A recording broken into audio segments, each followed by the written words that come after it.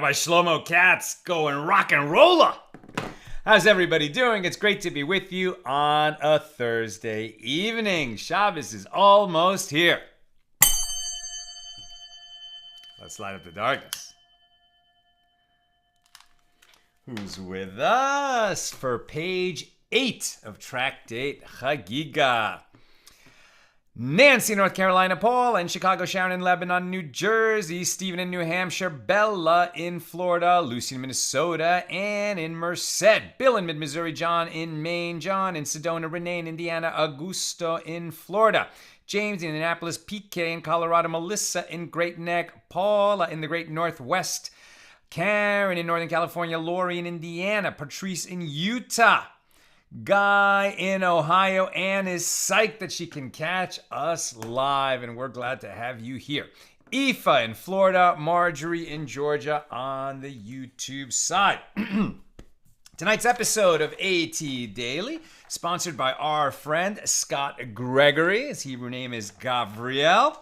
And he writes, Boker Tov, Sal, and Nina from the beautiful, blessed, rainy Midwest, Ohio. It is my pleasure and humble honor to be able to support AT Daily. And his dedication is for the healing, the refuah shlema of Lindsay Bat Sue. May Lindsay Bat Sue have a complete recovery of body, mind, spirit, everything. Her healing should be complete and speedy. We say amen. And Gavriel, may you and all your loved ones be showered in blessings. We say amen, and thank you for enabling us to share more Torah with more people around the world. All right, today's daf is short, very nice.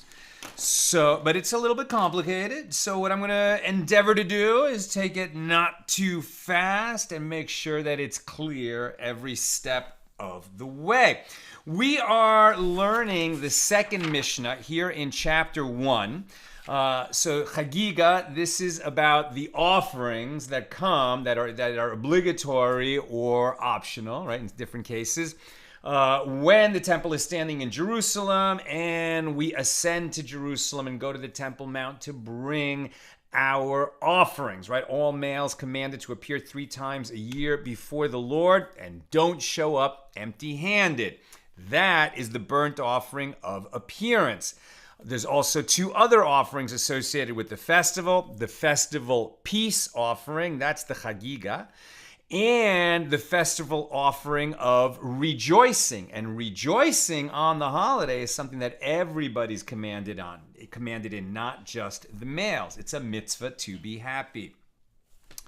Okay, let's get into it. We pick it right near the top of 8a yesterday. So the second Mishnah here in chapter 1, we're talking about which funds may a person use to purchase the various offerings, the burnt offering of appearance that you give on the first day of the festival itself.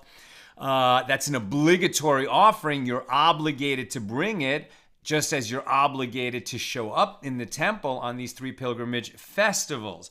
So, because it's an obligatory offering, you can't use funds to pay for it that have been set aside for any other purpose. And this comes to include the Meiser Sheni, the second tithe. It's interesting because the second tithe, what is its purpose? So that on the pilgrimage festivals, you can go up to Jerusalem and rejoice. So the festival offering of rejoicing, yeah, you can use the Meiser Sheni for that. Just your regular meals during that week, yeah, you can use your second tithe money for that. But for the burnt offering of appearance, you cannot, because it's obligatory outside of what the Meiser Sheni is intended for. And we're continuing with the nuances of this. So the master said in the Baraisa that Beis Hillel say, festival peace offerings, that's the Chagigah, the festival peace offering, it may be brought even from the second tithe. And the Gemara asks, why? It is an obligatory matter. You have to bring festival peace offerings, and any obligatory matter may come only from non-sacred property, meaning not from your second tithe. Ula said this is referring to a case where one combines, i.e., the offering is purchased with a combination of second tithe funds and non-sacred money, meaning money that has not already been set aside for a sacred purpose, and now you're going to use it to purchase this festival peace offering. So a combination of Meiser Sheni and money not previously consecrated, that is going to be permitted according to Ula.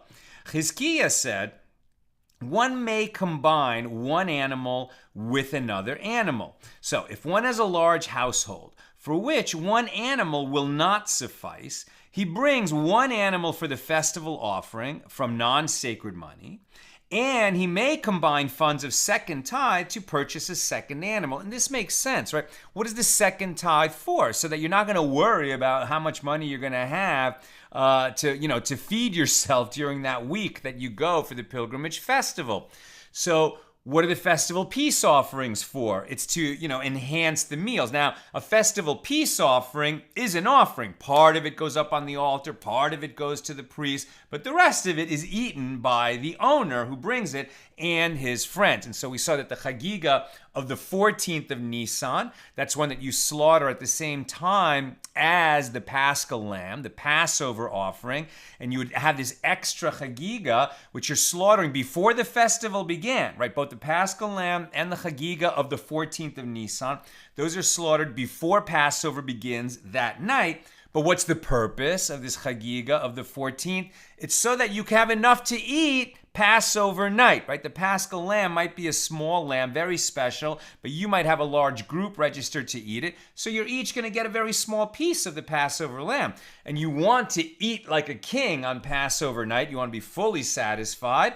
And so you'd also bring that Chagigah. So it makes sense that Meiser Sheni funds can be used for a Chagigah. But that's of the 14th, before the festival began. Once the festival begins, so you are obligated in these additional festival peace offerings that is part of the rejoicing of the festival. So can you use Meiser Sheni for that? Partially yes, partially no. Right? If one has a large household for which one animal will not suffice, so he brings one animal for the festival offering from non-sacred money, and he may combine funds of second tithe to purchase a second animal. Since he has fulfilled his obligation of the festival offering by bringing one animal from non-sacred money, he may bring the others from the second tithe or animal tithes. But one may not combine money with other money, i.e., one may not combine second tithe funds with non-sacred money toward the purchase of a single animal that is used for the festival offering. But Rabbi Yochanan says one may combine money with other money, and you can use a combination of Meiser Sheni, second tithe money, and money that was previously not consecrated, combine those funds to purchase an animal that's going to be used as a festival peace offering. And the Gemara comments, it is taught in a Baraisa, in accordance with the opinion of Chagigah, that you can combine animals, but you can't combine money. And it is taught in another Baraisa in accordance with the opinion of Rabbi Yochanan. And the Gemara elaborates. It is taught in a Baraisa, right? What is a Baraisa for those who are joining us recently? A Baraisa, contemporaneous with a Mishna, right? So basically the collection of Mishnayos, the Mishna, was compiled around the year 200 of the Common Era under the supervision of Rabbi Yehuda HaNasi. And there were a lot of teachings which were almost as authoritative as the Mishnahs, the Mishnayos that got compiled into what's generally known as the Mishnah. There were teachings of the sages of that period almost as authoritative, but didn't make it into the final version of the Mishnah. Those are called Baraisas, and they're often used to help us understand what is in a Mishnah. Maybe it's a little less authoritative, but certainly authoritative enough to help us understand the Mishnahs that are part of the capital M Mishnah. Okay, and then the Talmud, right, is what's referred to as the Gemara plus the Mishnah. So the Gemara is that next layer of commentary on the Mishnah, and that was compiled over the next 300-400 years, mostly in the next 300 years, and then compiled by Ravina and Rav Ashi around the year 500, the beginning of the 6th century. Okay. Where am I? Right. So it was taught in a baraisa in accordance with the opinion of Chagigah, and it is taught in another baraisa in accordance with the opinion of Rabbi Yochanan. The Gemara explains it is taught in a baraisa in accordance with the opinion of Rabbi Yochanan that you can combine funds. And he quotes Deuteronomy 16:10, after the measure of the gift offering of your hand.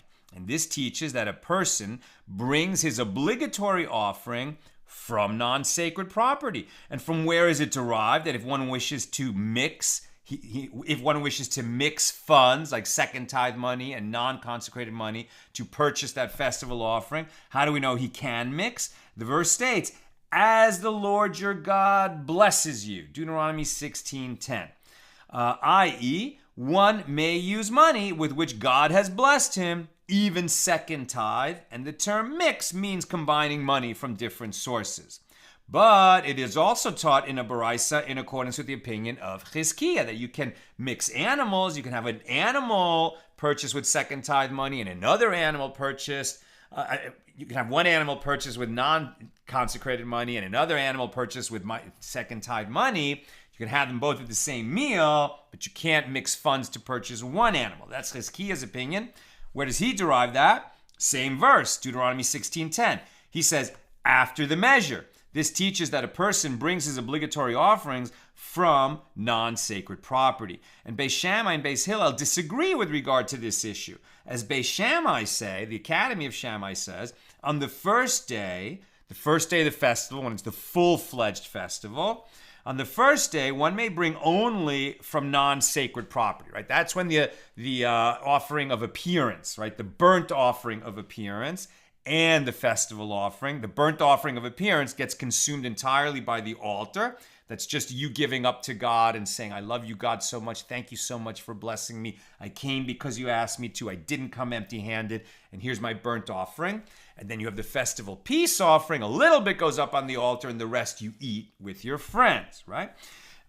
So after the measure in Deuteronomy 16:10, this teaches, Beis Shammai say on the first day, one may bring only from non-sacred property, money that you have not already consecrated for something like eating in Jerusalem during the festival, which is Meiser Sheni, or in 2 of the 7 years of the Shemitah cycle.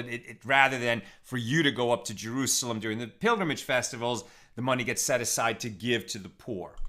That's what second tithe money is. Okay, so Beis Shammai said on the first day, one may bring only from non-consecrated property. From this point forward, right now we get into Chol HaMoed, the intermediate days of the festival. From this point forward, one may buy the animal from the second tithe money. So Beis Shammai say, on the first day of the festival, it has to be previously non-consecrated money that pays for your offerings. But for the rest of the festival, then you could use your Meiser Sheni to purchase animal offerings. Beis Hillel say, the first eating must be from non-sacred property.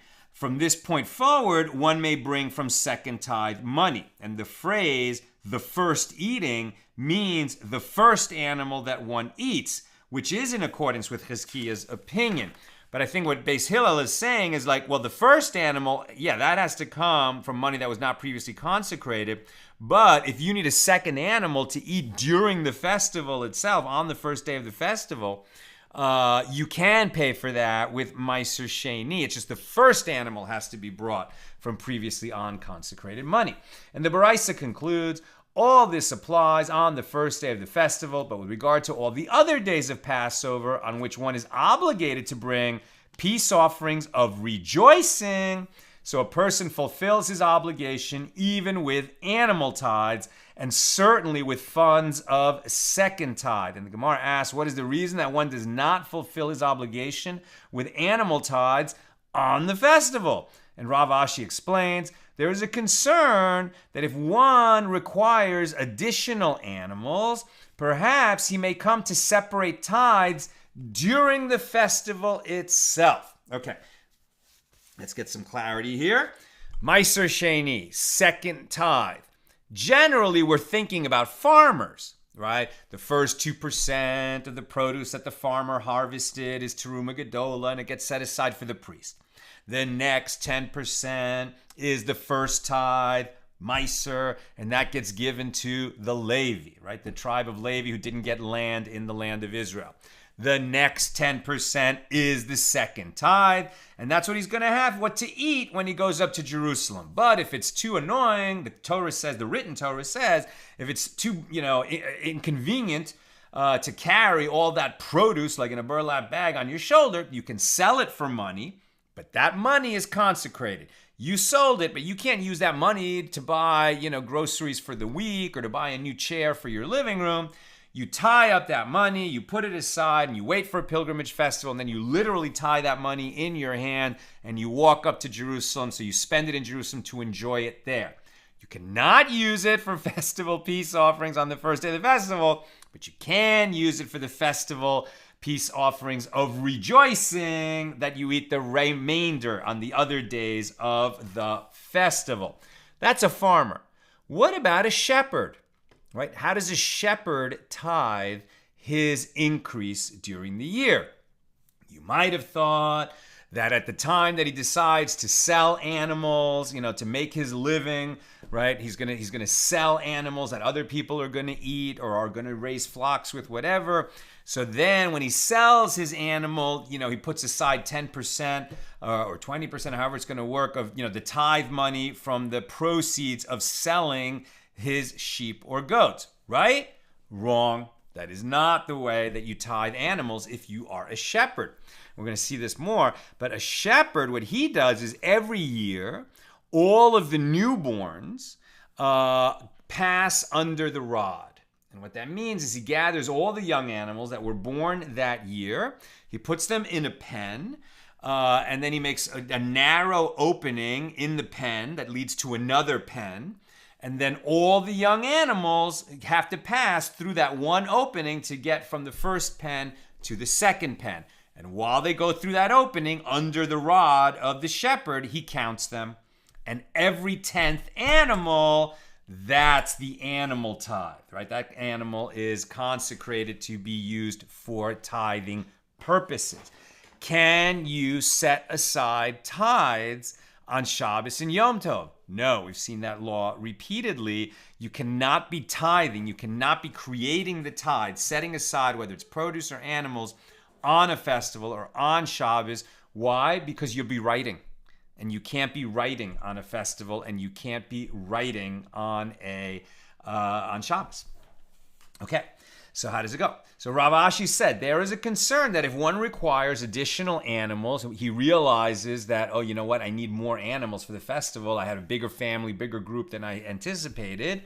So then he might come to separate tithes on the festival itself. And one may not separate tithes on the festival due to the sikrata, the red dye, right? So he marks every 10th animal. Every 10th animal is marked with red dye. And as it is prohibited to dye on a festival, dye, why can't you dye something on a festival? Due to the labor of writing. It is the prohibited labor of writing. And putting some dye on an animal is akin to writing.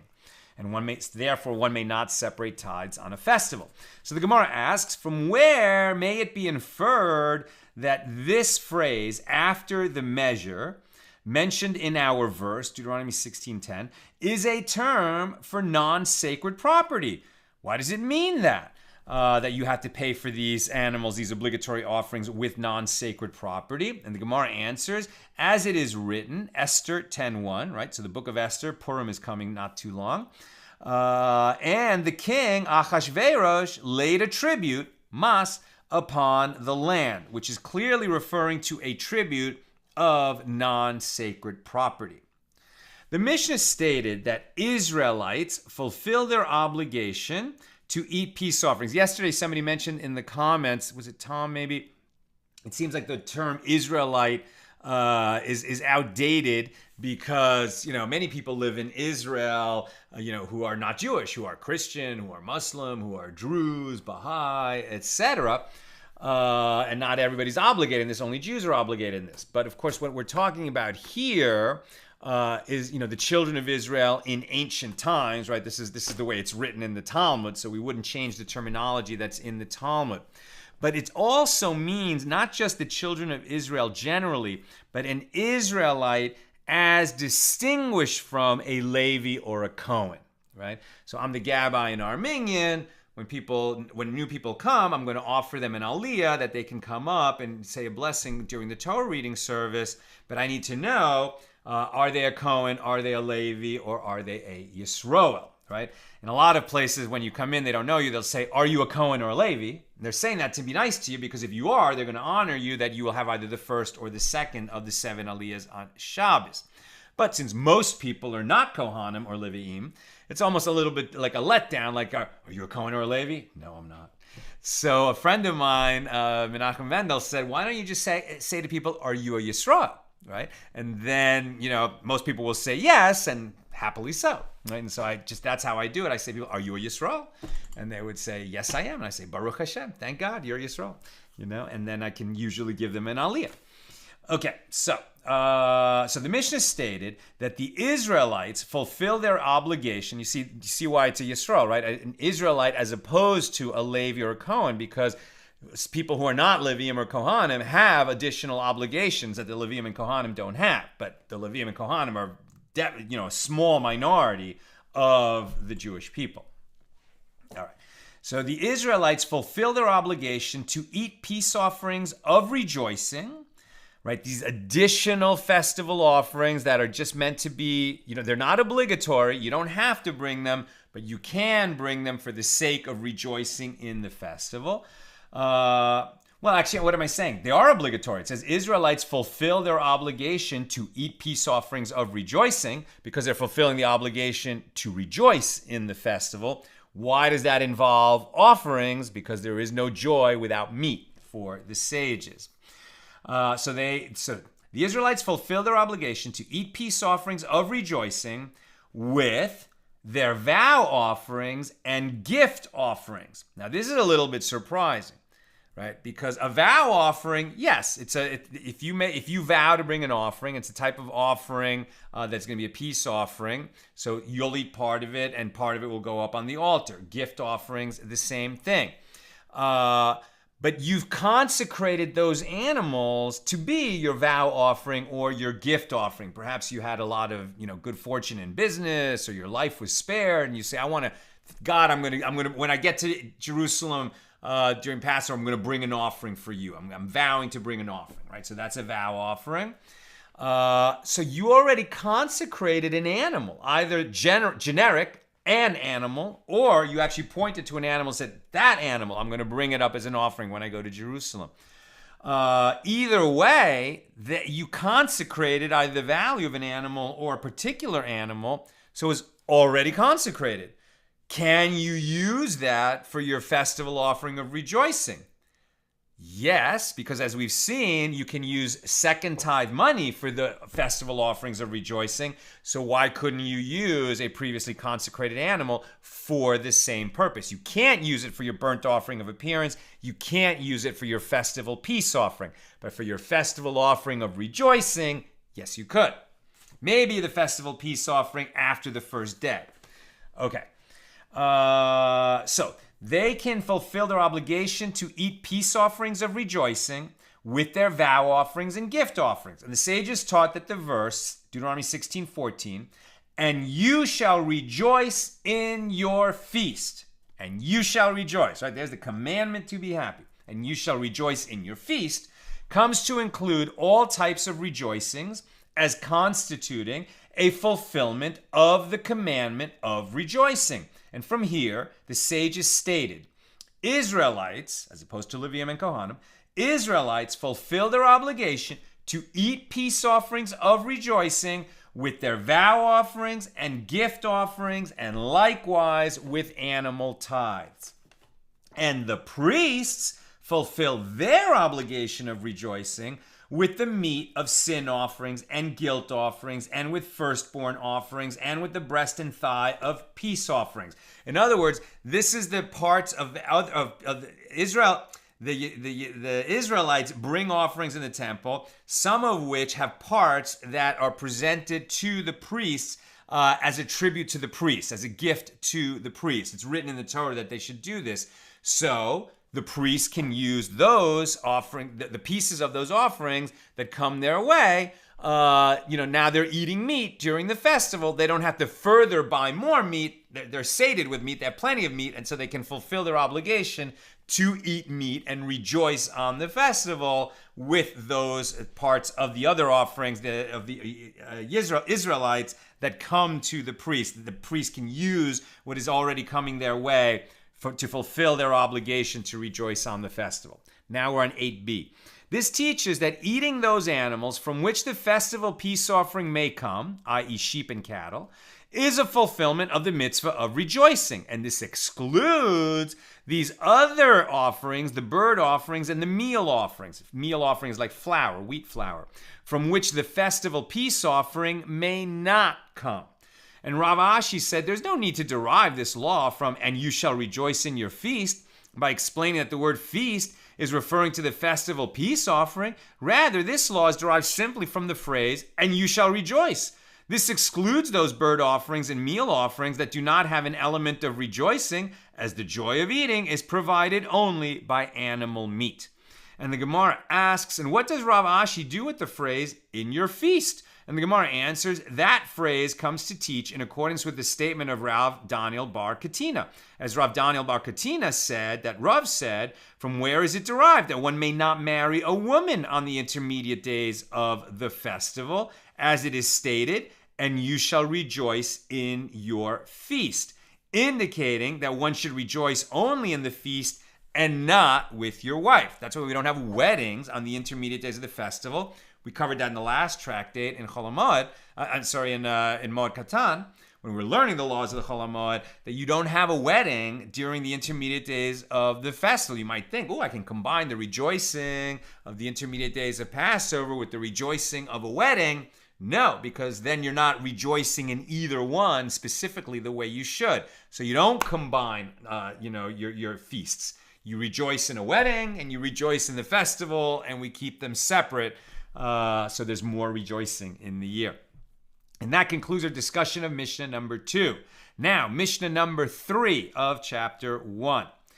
One who has many eaters, i.e. members of his household, and a small amount of property, he may bring many peace offerings and few burnt offerings, so that he can feed the members of his household with the peace offerings, right? The burnt offering goes up entirely in smoke on the altar. It's for God. You don't eat any of it. The peace offerings, a little on the altar, the rest for you and your family. So if you don't have a lot of resources, but you do have a lot of people, so you should allocate your funds, one burnt offering and the rest peace offering, so that you will have what to feed the people of your household. If one has a lot of property but few people eating, so then he should bring many burnt offerings and few peace offerings. You might think he should, if he doesn't have a lot of people, so he should just not bring so many offerings. But he has a lot of property, so this is a way of saying thank you to God. Right? We no longer give offerings in the temple, so we are more direct in saying, thank you, God, thank you, God, thank you, God, thank you. You've been so good to me. I can't believe how good to me you've been. Please, God, help me to live up to all the investment you've made in me by showering me in blessings, right? That's the way we kind of do it today. But when we could bring offerings, that's why it was called a sacrifice, right? You give up of your property to show your thanks for the Lord. We still do that by giving to charity. Okay, so if he has much property and few people eating, so he should bring many burnt offerings and few peace offerings. If both these and those, if he has a lot of property and a lot of, if both these and those are few, meaning he has few people eating and little property with which to feed them, so as with regard to this individual that it is stated in the Mishnah, the first Mishnah, on page 2, that the sages established that the smallest amount of 1 silver ma'ah for the burnt offering of appearance in the temple and 2 silver coins for the festival peace offerings, right? You're poor and you have very few people. Okay, so there's a minimum value of what kind of burnt offering it is. It can be a very small, very modest animal. And the peace offerings just a little bit more than the burnt offering, but still these are very modest amounts that most people will be able to afford without too much trouble. And if both his eaters and his property are many, he has a lot of people eating, but he's a wealthy person with a lot of property. So it's with regard to this individual that the Torah says, every man shall give as he is able, according to the blessing of the Lord your God, which he has given you. Right? So it may be that, okay, you have 10 people, or you have 20 people. You're going to be very generous and, get a bunch of festival peace offerings, and everybody's going to eat great. You're going to make a beautiful meal, lavish, wonderful party. But you're actually not a millionaire. You're a billionaire, right? So for you to make that beautiful dinner actually didn't cost you very much. So you should bring more burnt offerings to show gratitude to the Lord for the incredible blessings that he has showered on you. Now, the Gemara. With regard to the Mishnah's statement that one who has many eaters and a small amount of property may bring many peace offerings, the Gemara asks a question. From where can he bring many peace offerings? He has a lot of eaters and not much property. How is he going to bring many peace offerings? And Rav Chisda said he combines his property with the second tithe money and he brings a large bull. And in this way, he will have a lot of meat from the peace offering. Rav Shesha said to him, the sages said that one may combine an animal with another animal. Is Rav Shesha making an objection? Is he like that other opinion that we said, well, you can't combine funds, like second tithe money and non-sacred money in order to buy the festival peace offering? Well, that's not what he said. What he said is the sages said that one may combine one animal with another animal. Since Rav Shesh's objection is unclear, the Gemara asks, what is Rav Sheshes saying to Rav Chisda? If we say that he was saying to him as follows, they said that one may only combine an animal with another animal, but one may not combine money with other money to purchase one large bull. So let him simply say, one may not combine money with money. Rather, it must be that Rav Sheshes is saying this. The sages said that one may even combine an animal with another animal. Why did you, Rav Chisda, limit him to the purchase of one large animal? Why not also suggest that this individual may bring other animals from the second tithe money? Why are you directing him to make one large animal, which can be very expensive? A bull is not cheap at all. Probably cheaper to bring several small sheep than one large bull. Now the Gemara asks, in accordance with whose opinion did Rav Sheshes say this? It is not in accordance with the opinion of Chagigah, who said that one may combine only one animal with another animal, rather than combining money to buy the same animal. And it is not in accordance with the opinion of Rabbi Yochanan, who said that one may combine only money with other money, but not combine animals. And if you would say, it is the Amoraim who disagree, the sages of the Gemara who are disagreeing, whereas the Baraisas that they cited in support of their opinions do not disagree, and therefore Rav Sheshes may present his own opinion on the matter. Well, no, this cannot be the case, because the Baraisa teaches the first eating must come from non-sacred property. In other words, the first animal that one eats must come entirely from non-sacred property. You can't combine funds to purchase the first animal. You can combine second tithe money and non-sacred money to buy the second animal, but not the first. And this indicates that although one may combine an additional animal with the first one may not combine money with other money to purchase even one animal. So the Gemara explains, what is the meaning of the first eating? This means that when one combines non-sacred money with second tithe money, the monetary value of the required measure of the first eating from the offering must come from non-sacred funds. However, the remaining value of that animal may come from second tithe funds. So this is according to Rabbi Yochanan, right? That you're going to combine money to second tithe money and non-sacred money to purchase one animal. Okay, but you have to put in enough non-sacred money so that everybody who's going to join in eating this animal gets like a full portion. You know, in other words, like if it was half and half, non-sacred money and second tithe money, so then half the animal has to be enough to feed everybody like one good portion. And then once we get to seconds, okay, it's like the second half of the animal, and that came from second tithe money, that's gonna work. But if you know, like basically you had $1 of non-sacred money and $10 of second tithe money, and you put that together to $11, and you purchased an animal, but you were gonna feed 10 people with that. Yeah, so the first tenth of the animal is not gonna feed those 10 people. There's where the issue is. Ula said that Reish Lakish said, if one separated 10 animals for the purpose of his festival peace offering, and he sacrificed 5 of them on the first day of the festival, he may return and sacrifice the remaining 5 on the second day of the festival, or on any other of the days of the festival. And there is no concern for the prohibition of you shall not add. So we're in a new subject now. And what Ula is saying in the name of Reish Lakish is we have to be careful now that we're celebrating a festival and we're getting into the festival frame of mind and we really want to rejoice and show the Lord how happy we are and we want to invest in animals, offerings of rejoicing, beautiful, okay. But we have to be careful that we don't violate the prohibition in the written Torah of you shall not add nor subtract from the mitzvahs, right?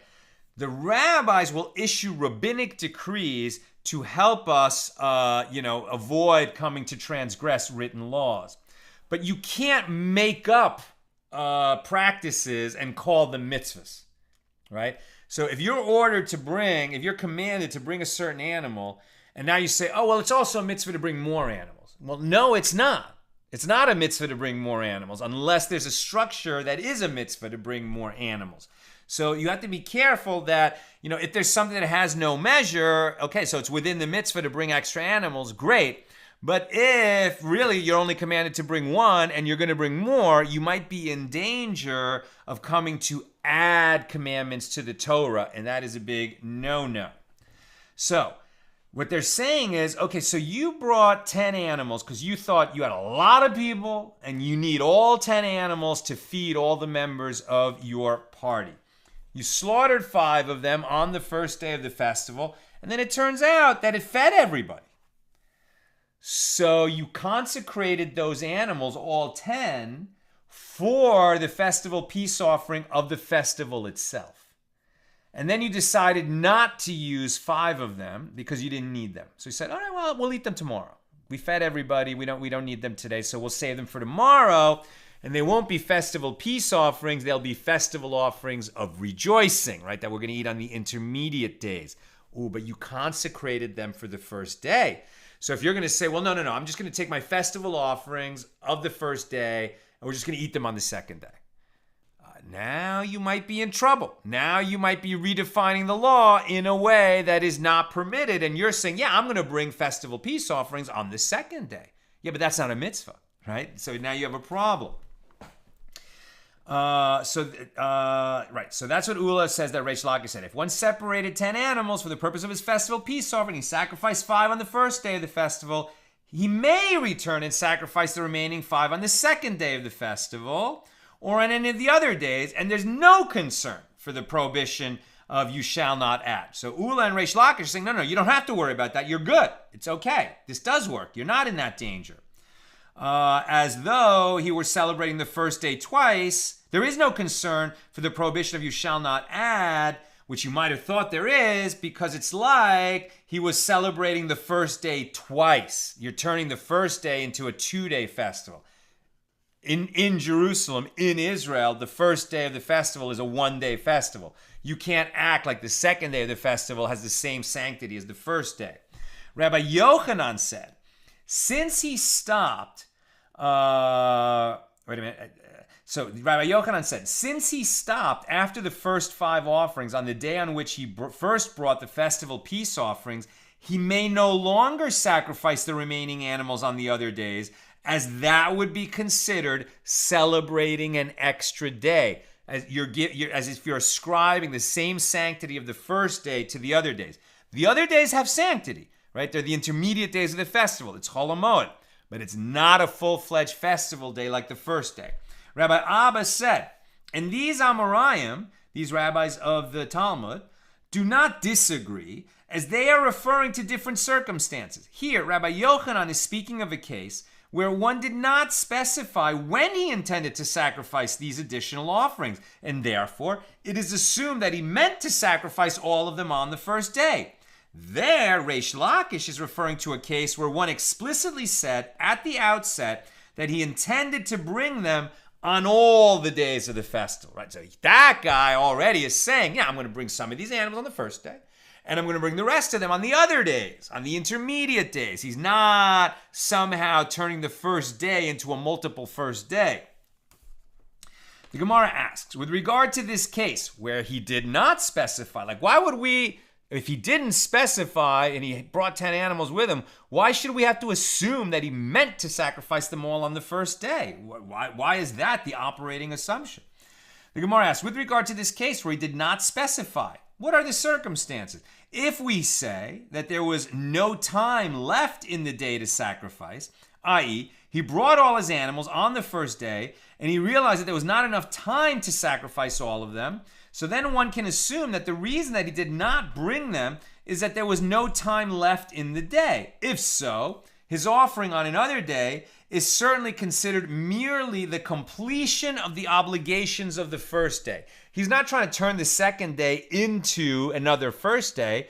He's just saying, I became obligated on the first day to slaughter all these animals. There just wasn't enough time in the day to do it. So now I'm completing my obligation on the next day.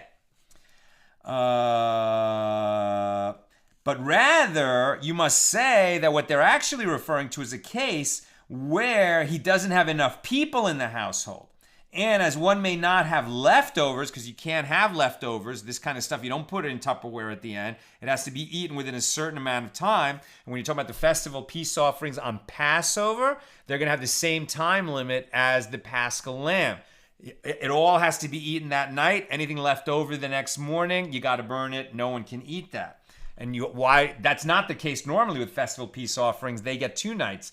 But since the Paschal lamb all has to be eaten the first night, you don't have another offering that can be left over for a second night. They might get mixed up. So with regard to the festival peace offerings and Passover, they all have to be eaten that first night.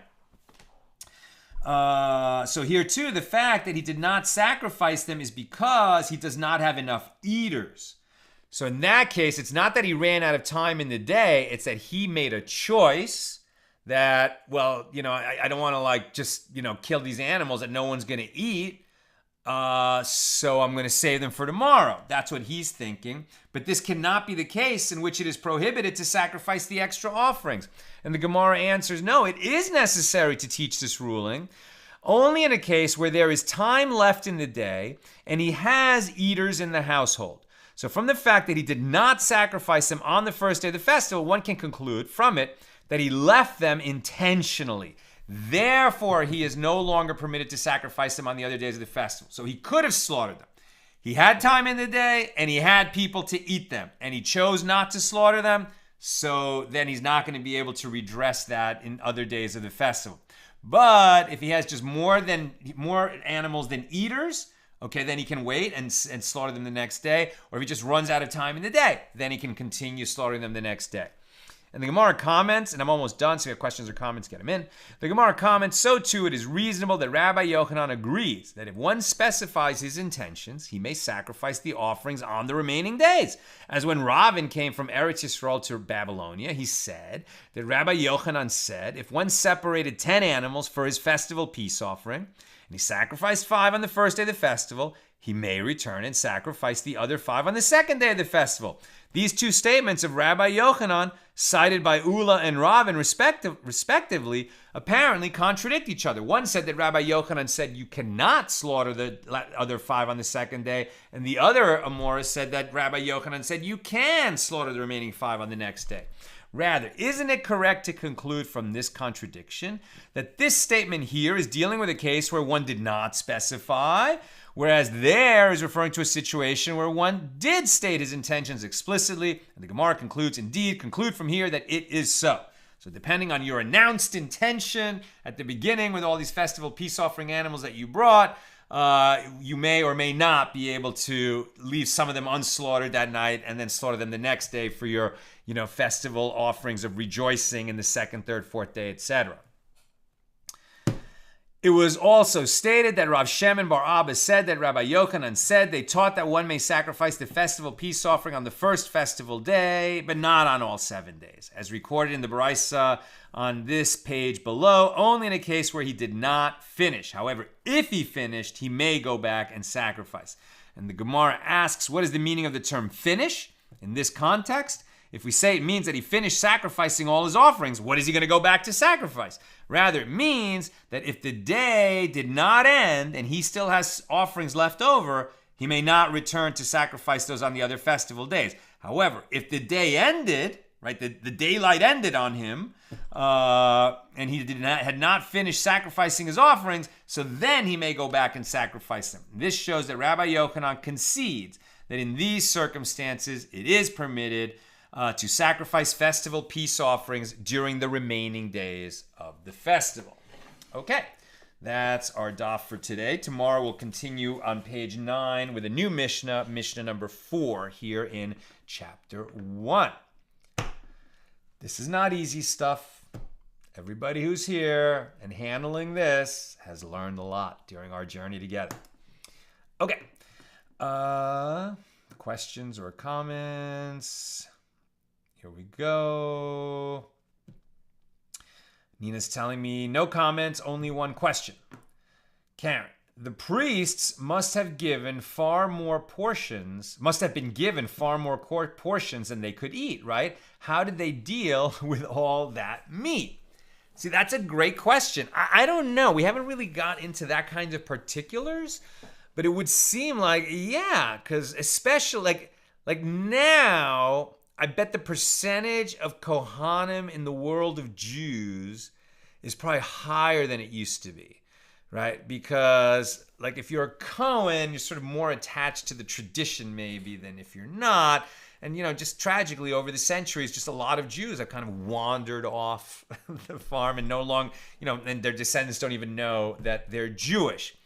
But, a Cohen who tells his son that you're a Cohen, they tend to, remain in the fold a little bit more. So back then, it's just earlier in Jewish history, there probably, were a lot of people coming up for the festival and bringing all their sacrifices. And there were a lot of priests, but as a percentage of the general population, much smaller. Now, it's only a small part of the offerings that gets gifted to the Kohanim. And the Kohanim did tend to be pretty wealthy, so they had large households to feed, right? Not just their families, but it's interesting.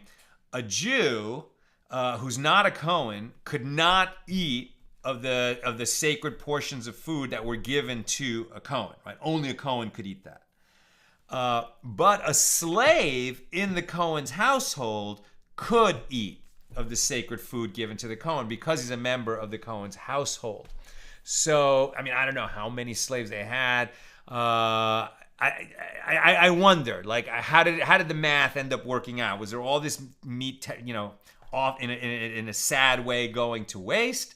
Or did it kind of work out that it was just about the right amount? I don't know. No way to know. Maybe we'll encounter information about that kind of thing later in our journey, but we haven't yet. Okay. That's all I've got for today. With God's help, we'll be together again tomorrow, the regular Friday time, noon Pacific, as we're getting ready for Shabbos. Have a great night.